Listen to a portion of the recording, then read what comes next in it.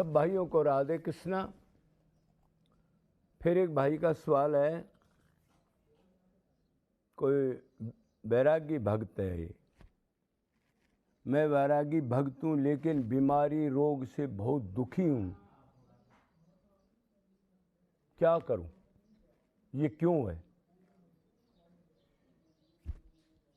तो सीधी सी बात है भाई, देखो ये सुख दुख के कर्म से मनुष्य शरीर मिलता है। कोई भी शरीर हो सुख दुख के कर्म से ही मिलता है, क्योंकि शरीर तो दुख्यालय है, सब जानते ही हैं। तो अगर आप विरक्त हो या भोगी हो, संसार में हो, पिछला तो भोगना ही पड़ेगा, इसको तो आपने स्वीकार करना पड़ेगा बगैर ऑब्जेक्शन के, अगर आपने आगे चलना है तो। हाँ ठीक है, कोई ज़्यादा बीमारी है आपको तो उसकी दवाई वाई करवा लो, लेकिन जो कर्म का रोग है, दोषज रोग तो दवाई से चला जाएगा, कर्म का रोग भोगना ही पड़ता है, वो नहीं जा सकता कभी भी। हाँ थोड़ा बहुत कम ज़्यादा मामूली हो जाएगा, लेकिन वो भोगना पड़ता है। तो ये बात क्लियर होगी। इसलिए भगवान कृष्ण ने कहा, अर्जुन शरीर दुख्यालय है, इस शरीर से दुख तो हैं, पिछले भोग के अगले ये संसार के चक्कर से छूट सकता है जो मेरी अनन्य भक्ति करे। इसका सार यही है। कुछ संतों ने कहा रामकृष्ण परमहंस को, महाराज जी आपको कैंसर है तो क्या आप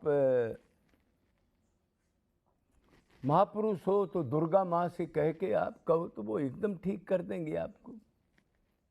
तो उन्होंने कहा भी देखो ये तो शरीर तो है ही दुख्यालय, गंदा शरीर है तो छूटना है, अपने इसको इसके लिए मैं तंग करके अनन्य भगत के अंदर कलम चला दूं, निष्काम भगत के ऊपर कलम चला दूं, ऐसा नहीं करूंगा, ये तो छूटेगा, कैंसर हो चाहे कुछ भी हो समय पर। तो हमारा इष्ट हमारे ऊपर कृपा कर रहे हैं ये सोच के, हमारे ही प्रारब्ध कर्म का फल है ये सोच के, मेरे को शुद्ध कर रहे हैं ये सोच के, उसको सह लेना चाहिए, काट लेना चाहिए। वो कहते हैं मूर्ख को दुख होता है पर हंस के काटता ज्ञानी।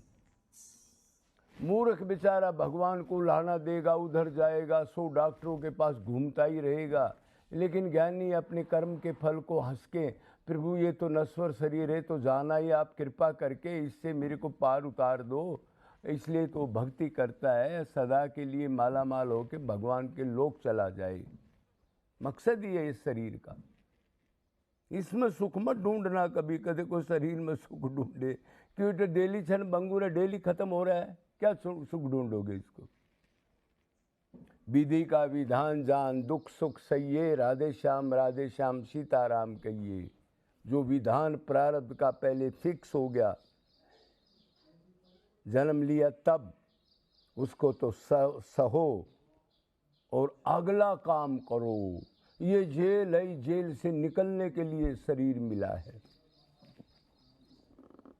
मेरे किए कर्म का फल है, मेरे को भोगना पड़ेगा। भगत इस उसमें और दुख पा करके भी अपनी भक्ति में निष्काम सेवा में लगा रहता है, अगला लक्ष्य के लिए।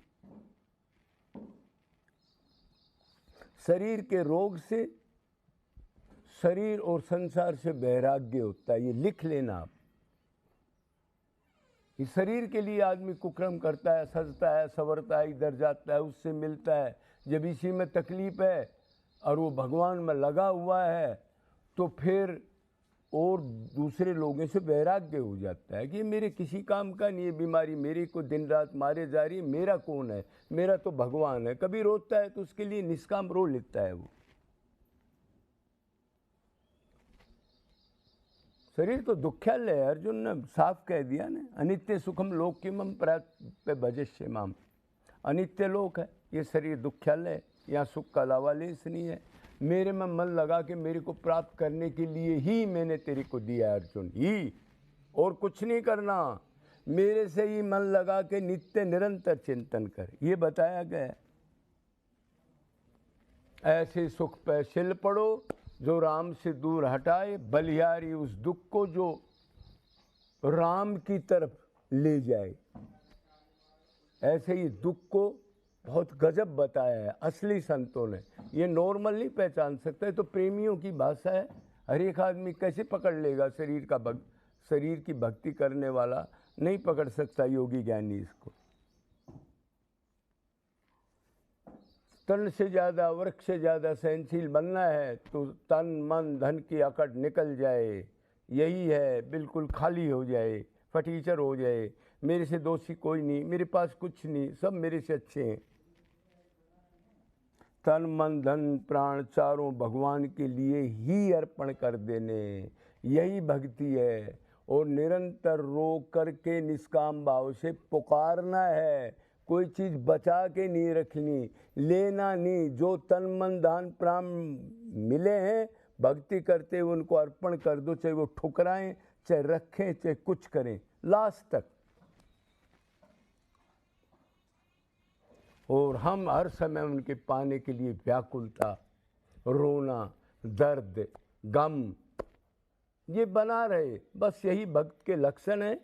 तो आपको पता लग गया, वैरागी भक्त हूँ आपने पूछा, लेकिन बीमारी रोग से बहुत दुखी हूँ, तो मोटा मोटा आपको सब पता लग गया। घबराओ मत, इन दुखों को काटने के लिए ही तो अब की बार अनन्य बनना है, बस साफ हो जाएंगे, लेकिन बनना अनन्य पड़ेगा। 100 नंबर लेने हैं, 5 नंबर भी कम रह गए तो माया फिर ऐसा शरीर देगी, फिर बुढ़ापा, मृत्यु, रोग, अशांति, अतृप्ति, पाखंड, जलन, ईर्ष्या फिर दुखी करेंगे। बोलो वृंदावन बिहारी लाल।